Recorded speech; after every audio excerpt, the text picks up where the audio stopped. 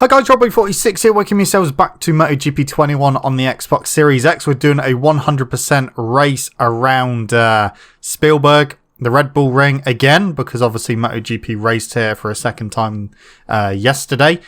And yeah, we're going to be using Jorge Martin because he won the first race around the Red Bull Ring last weekend in a really good standout ride for the rookie. So yeah, that is what I'm doing. And I'll be honest, I did actually struggle trying to tame the Ducati around here. I was actually looking forward to using the Ducati.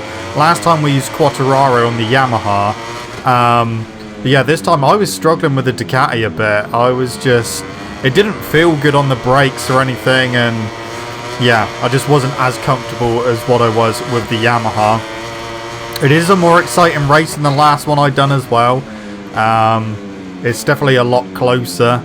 But yeah, I just found trying to be, consistent quite difficult with the Ducati. I don't know why. The Ducati's a more aggressive bike to use and definitely not as good through the corners. But yeah, I've done the best job I could, and you will see me making a few mistakes. But you will see a pretty good race in the background as well. So let's talk about the Austrian Grand Prix. Last time it was called the Styrian Grand Prix, still exactly the same track. They just call it two different races for some reason. They just as well, I don't know why, to be honest. They could just call them both the Austrian Grand Prix. But I guess maybe for the record books, so that they're obviously two different races, so they give them slightly different names. Plus, if you're trying to research anything from this specific race, then obviously if they're both called the Austrian Grand Prix, you might not get the results you're looking for. But we're going to go through Moto3, Moto2 and MotoGP. Moto E did race this weekend, but we're not going to be going through them. We're going to stick with the main three categories. So Moto3, last time out we had it wasn't necessarily a normal Moto3 race. The conditions were quite dodgy. A lot of them were on rain tyres, a few of them gambled for slick tyres, and it was literally just between Pedro Acosta and Sergio Garcia. This time, however, it was a completely dry race. They were all on slicks, and there was a much bigger group fighting in the lead group. So good to see Moto3 back to the kind of area where we knew it would be. Dennis Onchu looking to try and take his first victory in Moto3. He was looking good all weekend. He'd done really well in qualifying, and he got a decent start, as did Pedro Acosta. Yeah, Romano Fenati as well managed to get into the lead pretty early on. Fenati, and he was looking really good on the Husqvarna as well, to be fair. You also had John Mazia as well. He was up there. Sergio Garcia as well. He was in the leading group. You had a lot of people in the leading group. On the first lap, unfortunately for Mino, he got taken out into the final corner by his own teammate Salvador. So Mino was out straight away. Gabriel Rodrigo, we have to mention, he had to start from pit lane, and he also had a long lap penalty as well for irresponsible riding during free practice and qualifying. So it's it was never going to be an easy race for him. It was definitely a very difficult race. I mean, around here the pit exit is past turn 1, so you have to wait till the last person comes through there. And the long lap around here is a longer lap than any other place. So yeah, the long lap around here is a very, very harsh long lap. It's at turn 1. But yeah, hopefully that will kind of calm Gabriel Rodrigo down a bit. But you never know. He is fast, but he is quite hot-headed as well, as we've seen in the past. But yeah, it was never going to be an easy race for him. So he was starting obviously stone dead last. So yeah, at the front, a big battle between Romano Fenati, Dennis Onchu, Pedro Acosta, Mazia as well. John McPhee and Darren Binder, they were trying to fight their way through. They kind of got into just a little group of two by themselves, both the teammates by themselves, trying to bridge the gap to the front group, and kind of struggling a little bit. Maybe, as I said in commentary, maybe their gearing was set up for slipstream, but obviously when you're by yourself you haven't got the ability to use slipstream, so then your gearing is a little bit longer than what it should be, and because of that they struggled to get across the gap to the front group.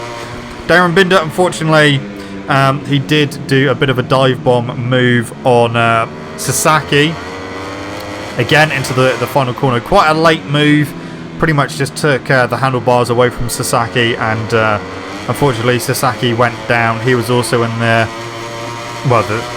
same group as Binder and that.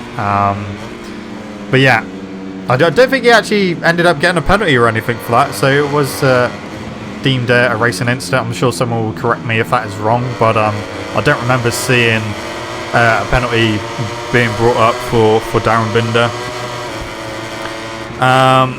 So yeah, again, back at the front,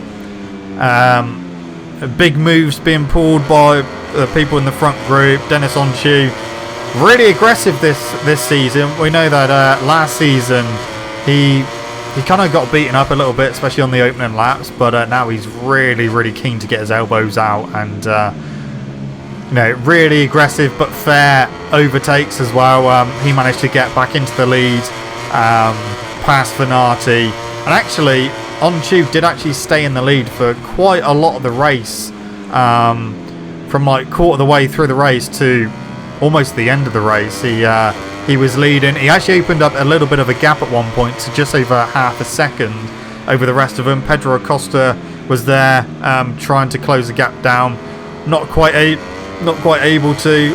Sergio Garcia as well was making his way through the front group, fighting his way to a podium position. Venati started dropping back a little bit, got beaten up. Dennis Foggia, who was actually on the back of the group for quite a long time, pretty much most of the race, he really got stuck in the latter laps of the race, but the Honda's not really able to do much this weekend in terms of their pace and trying to fight for the win. It was mainly the KTMs, the Husqvarnas and the Gas, which are basically all just like rebadged KTMs anyway. So yeah, it was weird to see not really many Hondas in the top group. And like I said, Dennis Foggia, he was on the back of the group for a lot of the time, but it wasn't until the latter stages that he actually started making a bit of progress, especially on the final lap as well. Fenati's teammate Fernandez unfortunately crashed out just over halfway through the race. He went down and he was out. There was only 3 DNFs in the whole race. And then back at the front, like I said, Dennis Onchu had about half a second lead. Even going into the final lap, he had about half a second lead, with Pedro Acosta trying to close the gap down. But Sergio Garcia managed to make his way into second place, and then immediately closed down the gap to Dennis Onchu. And you know what happened last week at this race when Garcia and Pedro Acosta were fighting on the last lap.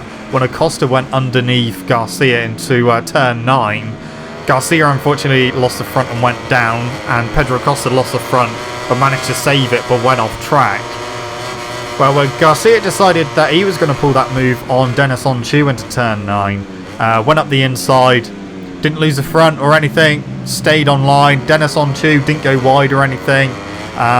He did try to cut back underneath Sergio Garcia, but couldn't quite do it. And then the run to the line was very close. Dennis Onchu got a really good drive out of the final corner, turn 10, but not quite able to get back past Sergio Garcia. So Garcia managed to take the win from On-Chew in second place. And like I said, Foggia on the final lap, he really started to come through the pack. He actually ended up in third place, demoting Pedro Costa to fourth and off the podium.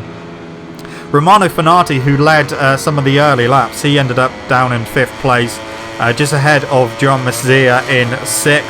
John McPhee was seventh with Garcia's teammate Guevara in eighth. Then you had Darren Binder in ninth, Kaito Toba 10th, Suzuki was 11th, Philip Salach was 12th, Stefano Neppa in 13th, Jeremy Alcoba was 14th, and Izdihar was 15th, the last point scorer. And then the rest of them, Carlos Tate, he did have a long lap penalty as well. He was 16th. There's quite a few riders that actually had to do a long lap penalty. So yeah, Tate was 16th, Felon in 17th, Yuki Kuni 18th, Ricardo Rossi 19th, Gabriel Rodrigo, after starting from pit lane and having that long lap penalty, he finished in 20th place, ahead of Salvador in 21st, Koffler in 22nd, and Bartolini was in 23rd place. So like I said, only 3 DNFs, and that was Adrian Fernandez, Sasaki, and Andrea Mino. So that was Moto3, and with Sergio Garcia winning the race and Acosta coming in fourth, the championship has closed up a little bit, not a huge amount, but Pedro Acosta leads on 196 points. He's got a 41-point lead over Garcia now in second place, who's on 155. Romano Fenati still in third, but he's 89 points behind, so a big jump from Garcia down to Fenati, who's in third. He's on 107 points. Dennis Foggia is fourth. He's on 102 points. Then you've got Mazia in fifth place. He's 95 points. Binder is in sixth on 86 points. And Sasaki in seventh on 68. Antonelli in eighth on 67 points. And Kaito Toba has actually moved up 3 places to ninth on 62 points. So it's literally just between Pedro Acosta and Sergio Garcia. Mathematically, yes, Fenati, Foggia, Masia, Binder and all of them can still win the championship, but it's going to be very difficult because even when Acosta has a relatively bad weekend, he's still, you know, 4th place or inside the top 5 at least. So we know with bike racing anything can happen, so we'll have to wait and see how the next few races unfold. Obviously Silverstone will be next, so that's going to be an interesting race for Moto3. Over now to Moto2. Sam Lowe's on pole position.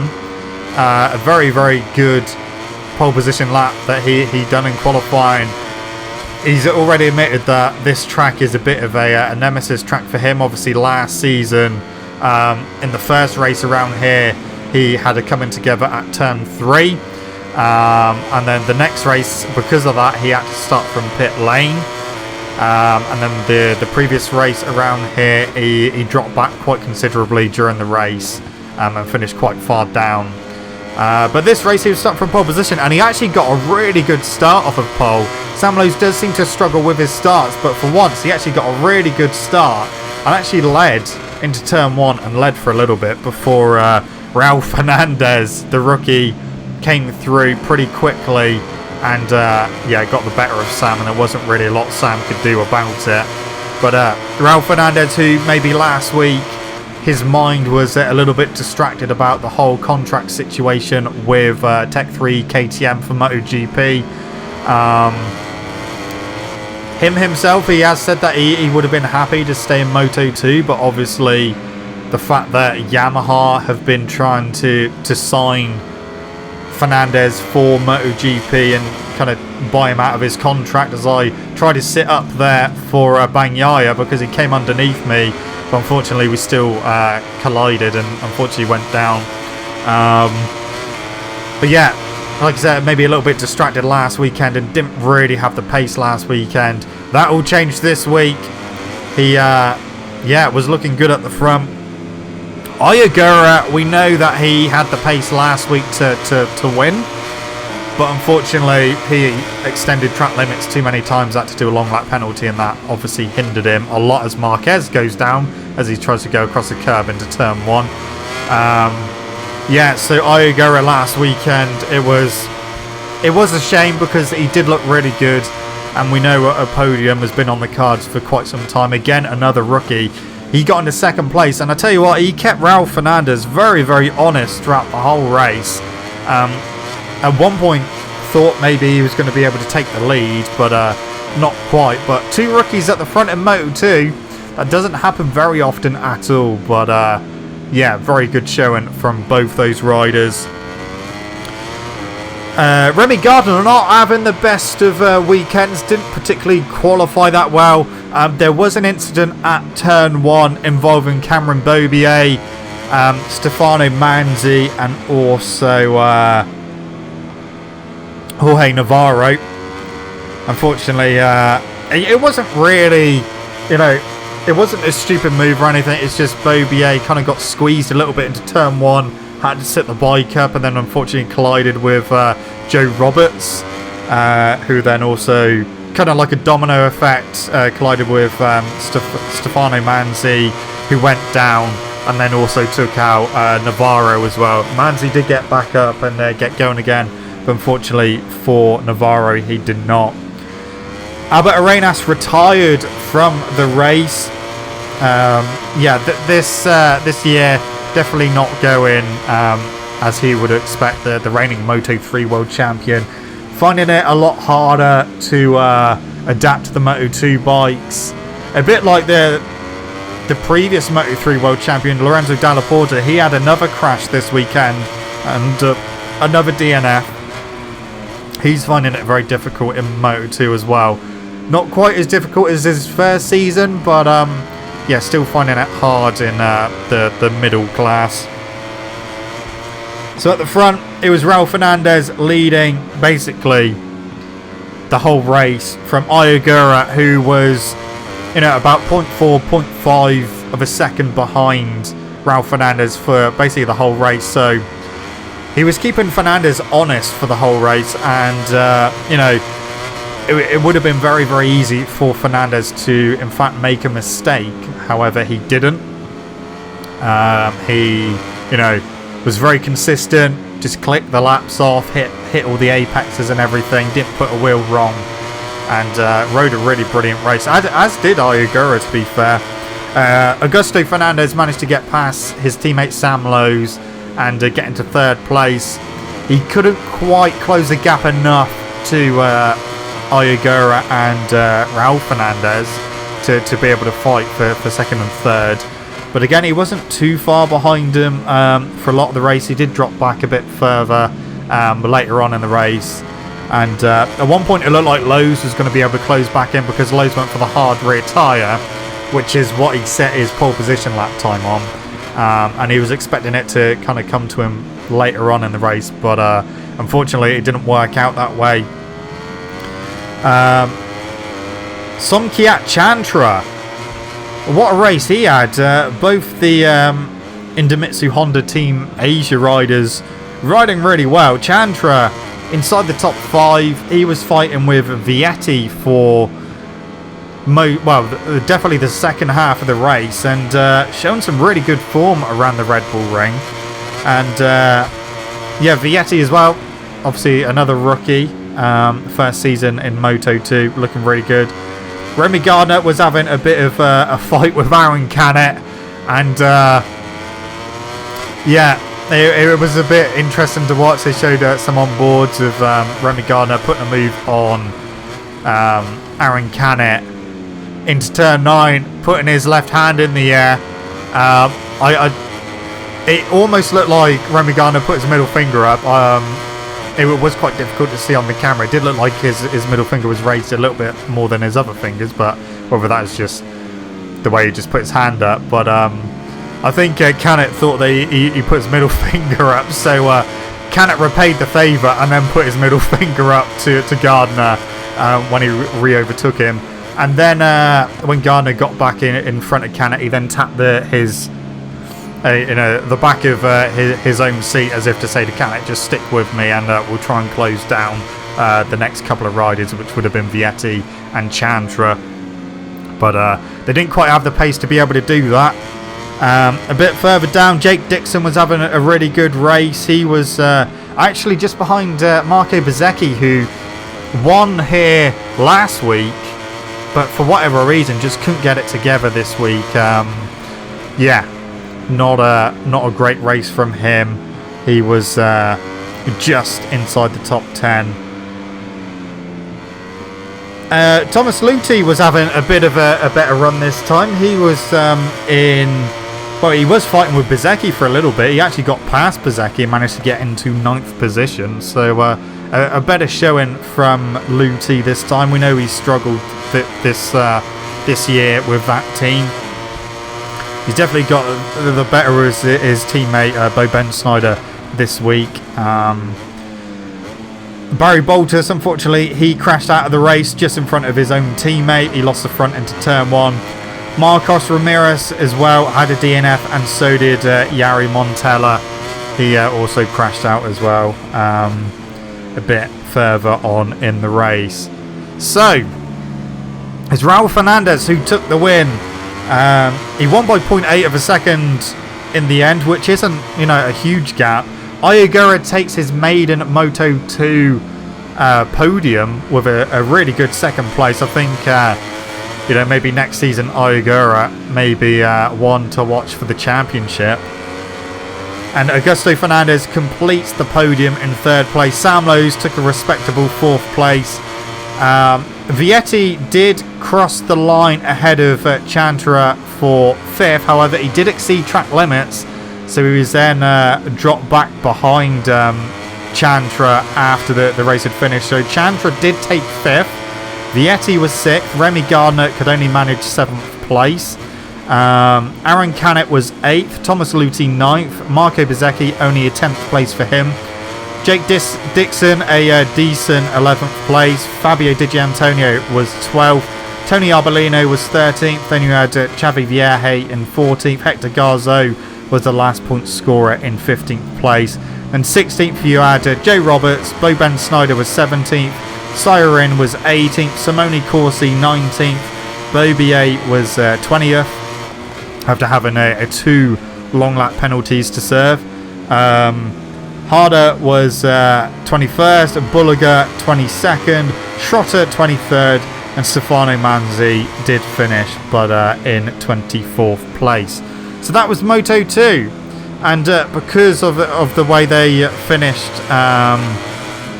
in that race, the championship has closed up at the top. So Remy Gardner still leads on 206 points, but only 19 points behind now is his rookie teammate Raul Fernandez in 2nd on 187 points. Marco Bezzecchi is in 3rd, but he lost quite a few points this weekend. He's 47 points behind on 159.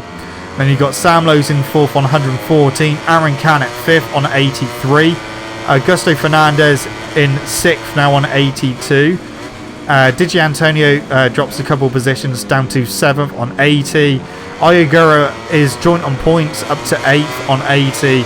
And Marcel Schrotter loses 2 places down to 9th with 72.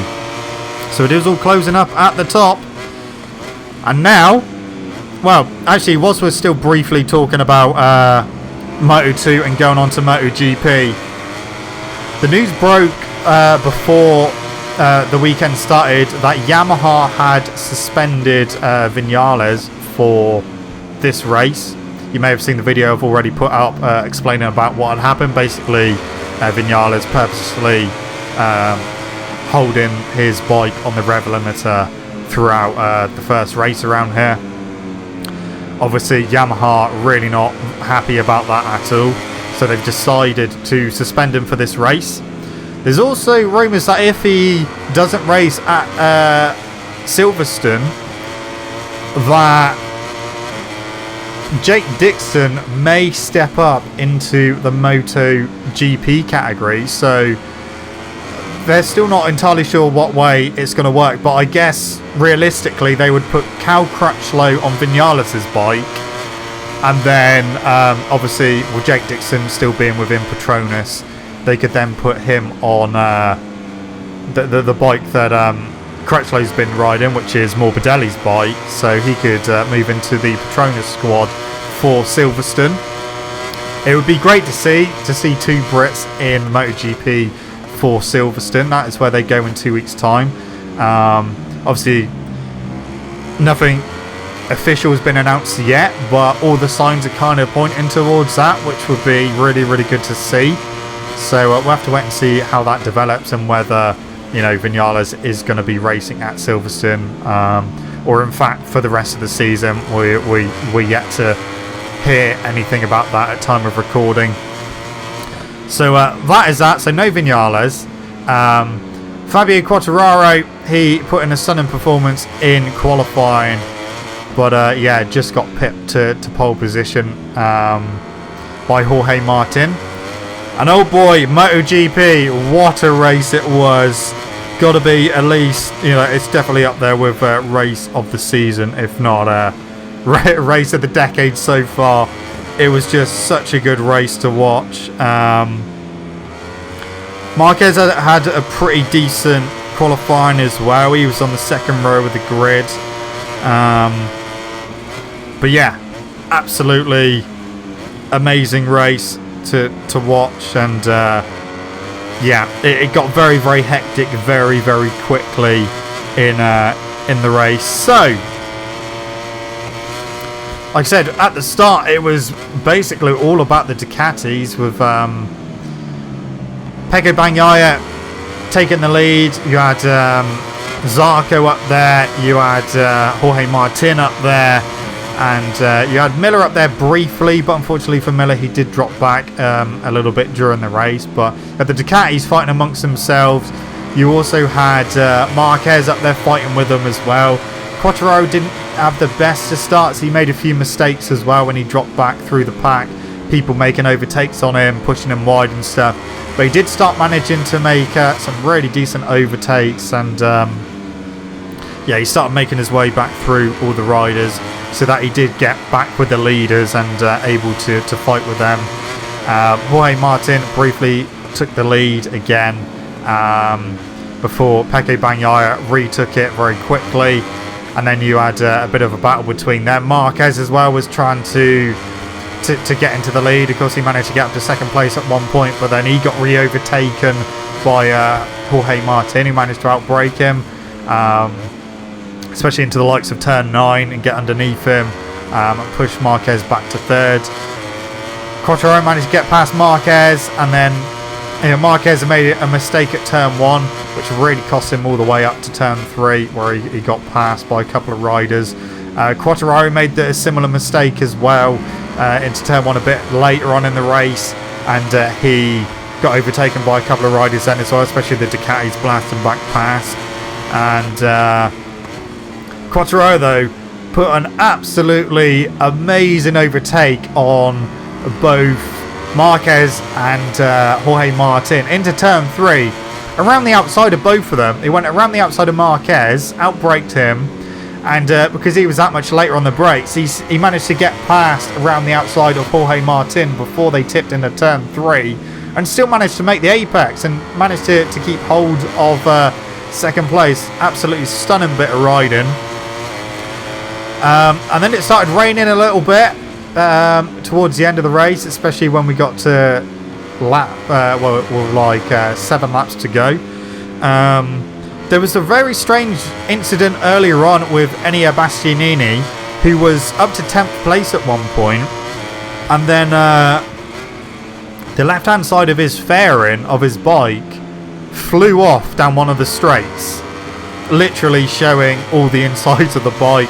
So then he obviously dropped back quite a bit, and then he had to pull into the pit because, you know, not safe to continue racing when you've got all those exposed mechanical parts. Zarco, he was looking really good. He was inside the top 5.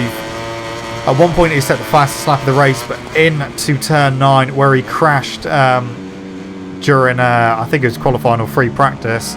He crashed earlier on in the weekend there as well. He unfortunately tucked the front and went down at turn 9, and unfortunately that was his race over and done with.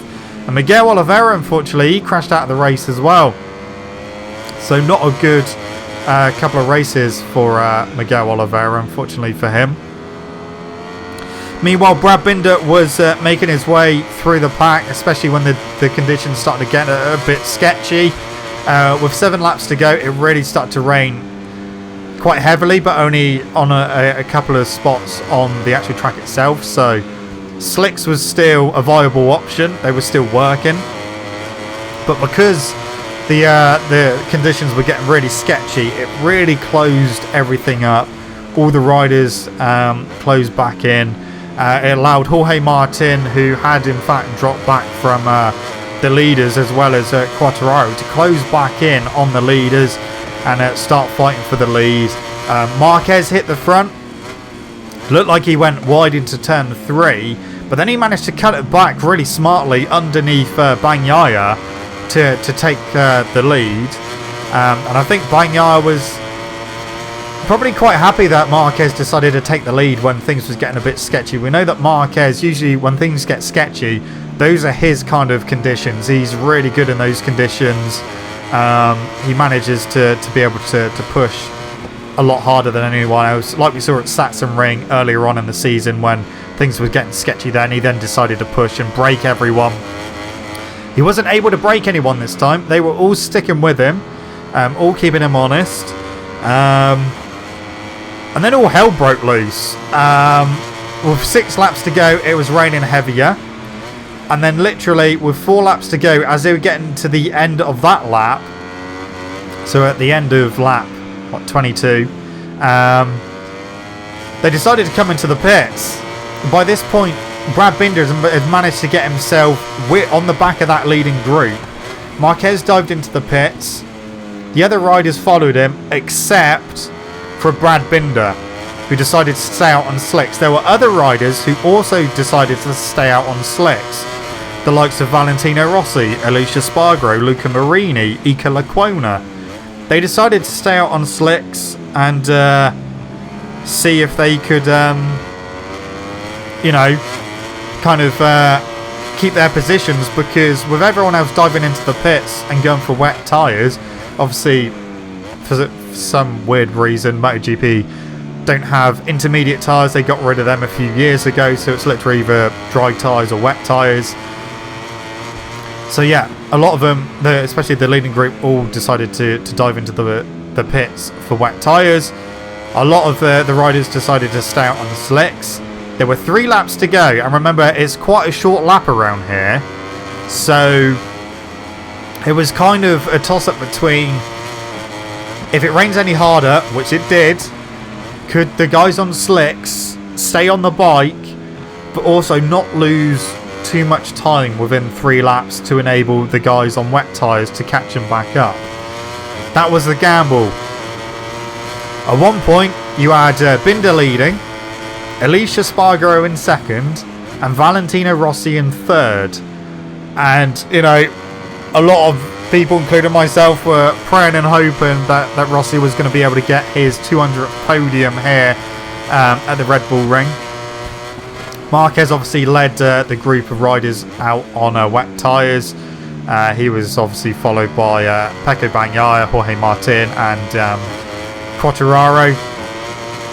But on the second lap, the penultimate lap, Marquez lost the front into turn 1. He went down. He did manage to remount, but that was basically his race over with. So it was up to Pecco Bagnaia to try and take the charge on the wet tyres. Him himself went wide at turn 1 when Marquez crashed, and Quartararo went even wider when Marquez crashed at turn 1. So turn 1 very, very sketchy, even on wet tyres. But Brad Binder, he was spinning up down the straights. You could see he was struggling for grip. Going into corners, he was going wide. On the final lap of the race, he went into turn 1. He had to take basically the long lap penalty loop because he couldn't get the bike stopped for turn 1 without him crashing basically. So he decided to go wide. He exited turn 1 from the penalty loop. And then the run up to turn 3, he was spinning up all down the straight. The rear was going mad. Into turn 3, off the throttle. The rear tried to come round. He managed to control it. He went a little bit wide but stayed on track and managed to get round turn 3.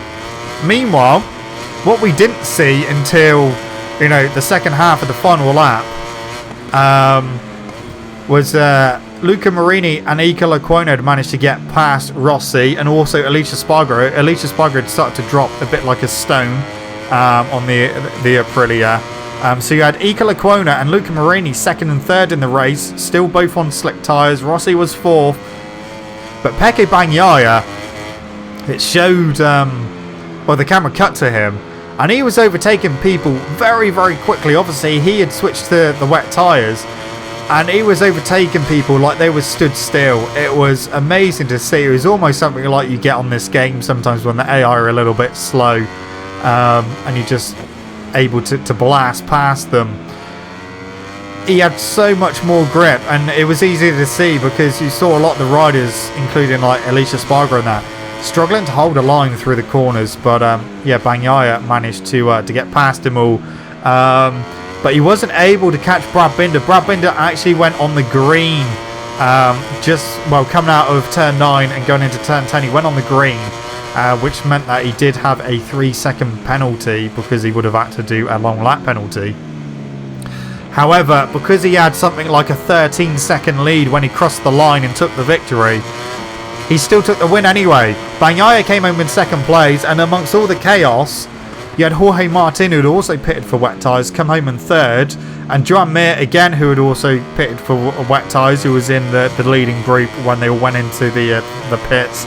He came home in fourth place. So Brad Binder took victory in the wet on slick tyres when it wasn't suitable for slick tyres anymore. How the hell he stayed on the bike itself was just amazing to see. If you haven't watched it already, go back and watch, especially the last 6 laps of the race. Absolute chaos. And, when you can see Brad Binder spinning up on the straights and everything, just amazing to see. So, yeah, Brad Binder took victory. Bagnaia was second. Jorge Martin was third. Joan Mir was fourth. So those 3 riders were all on wet tyres. Luca Marini took home 5th place, his best result by far for the rookie this season. Iker Lecuona, who is looking for a job for next season, he came home in a very respectable 6th place. Quartararo didn't have the best of runs on the wet tyres, he came home in 7th place. Valentino Rossi came home in 8th, so good top 10 for Rossi. Alex Marquez was 9th, Alicia Spargo was 10th. Alicia Spargo went from 2nd to 10th in 1 lap. Jack Miller was 11th, with Danilo Petrucci 12th. Nakagami was 13th. Alex Rins 14th. Marc Marquez, who, like I said, he crashed with a couple of laps to go and did remount, but he finished in 15th and scored 1 single point. Paulo Spargo was 16th, and Cal Crutchlow was the last finisher in 17th place. But yeah, what a race for MotoGP. Like I said, if you haven't watched it yet, go and watch it and take note of the last 6 laps because it is absolutely crazy what happened.